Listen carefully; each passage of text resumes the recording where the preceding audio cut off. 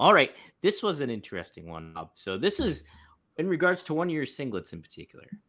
Uh, thoughts on this gear and the story behind it? This one in particular, Rob. This is not like your typical singlets going on. What do you have any memories of that one? How that one came to be? Is that a Joe? Absolutely. That's Joe Holland, or is that not Joe Holland to do? Yeah. No, there are two of those. The other Mhm. one I think has a silver. Yep, the Silver Dragon. Hmm.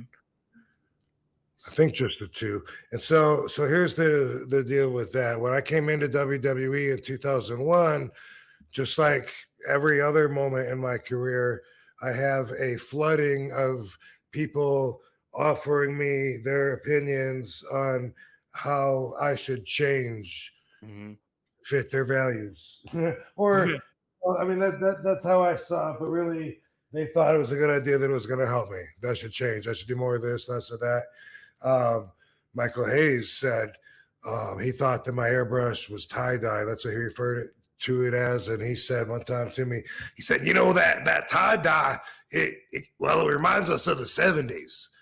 And I was like, "Oh yeah," and he was like, "Yeah, would you consider like do you see what Kurt Angle wears? Like it's the same kind of cut, but like it's made by the seamstress, so it's actually like it's all made in and it's solid." And so I was all right, I'll give it a try. We didn't want to try it, but that's what that was. That was the seamstresses made me an RVD version of the Kurt Angle outfit because the airbrush quote tie dye reminded them of the '70s, and so they wanted to change me, and so I got those outfits, and after a very short time, because Joe Holland was my boy Joe Holland, the airbrush artist, he was still kicking ass, making these sweet outfits and sending them to me. He wasn't stopping. So what I did was I saved the Kurt Angle-ish outfits for the non-televised shows when I was out on the road. And then when I would do TV every Monday or every Tuesday or one Sunday a month, I would wear the brand new airbrushed outfits because they only stay bright one or two times. And then depending on the specific outfit, they start fading. And because of that, I wouldn't want to wear the painted ones and waste them on the non-televised shows. So those became my house show outfits. And I just kept doing what I do. It's the way to do it, man. Ignoring everybody and marching down my own path. Heck yeah, man. Hey, that's cool, man. Like that's such smart thinking too. Hey, don't waste the good airbrush ones on house shows and get them Yeah, all. because they really don't last long and they fade. And then after a while, the elasticity actually dries up and cracks out. But it's the fading.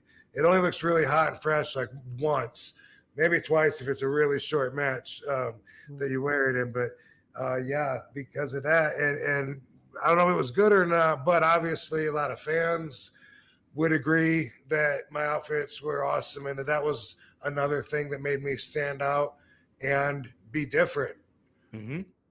It is crazy, I guess, to think about that a wrestler would come in having his own stuff painted outside instead of having WWE create their outfit and have the onerous control over it so they know that I'm not going to show up with it faded or whatever. It seems like that was a lot of freedom to give me because I could show up with a completely faded one and look like shit.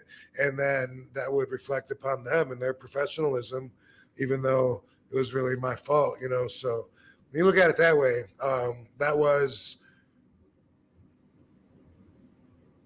it was some leverage over being just one of the other guys, Right. and the action figure people loved it because they could make so many action figures out of me because of my different outfits, just like Rey Mysterio. Yeah, yeah. Heck, we wouldn't have these many different frames either if you didn't have the airbrush stuff. So, Right. right?